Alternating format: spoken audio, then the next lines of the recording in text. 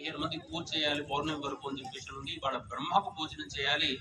బ్రహ్మ కాలానికి ప్రకృతికి సంకేతమైన వాడు కాబట్టి ఈ రోజు కాలానికి ప్రారంభం స్థితి కాబట్టి లోకం లోపల అందరికీ కూడా ప్రశాంత స్థితి ఉండాలని చెప్పేసి సర్వాకర్షాంతకర మహాశాంతి చేయాలని పౌరుష ప్రతిపత్తం చేయాలని చెప్పేసి ఈ ప్రత్యేకమైన రోజు చెప్పబడింది.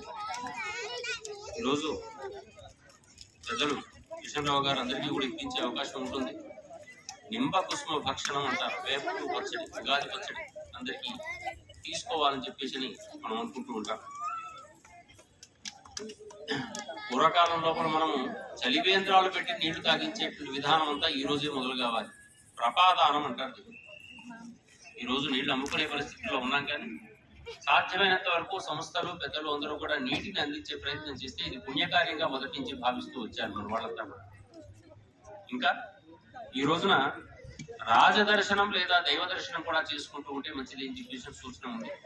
ఇవాళ వసంత నవరాత్రులు ప్రారంభం చేయాలని సూచన చేస్తూనే చివరగా చెప్పినటువంటిది ఈ రోజు పంచాంగానికి పూజ చేసి పంచాంగాన్ని శ్రవణం చేయాలి అనే మాట చెప్పారు. తిథి వార నక్షత్ర యోగ కరణాలతో కూడుకున్నటువంటి 5 అంగాలతో కూడుకున్నది ఈ పంచాంగం. ఈ 5 అంగాలతో కూడుకున్నటువంటి ఈ పంచాంగాన్ని మనం ఈ రోజు పూజ చేసుకోవడం అంటే కేవలం దాన్ని దర్శించడం అని కాకుండా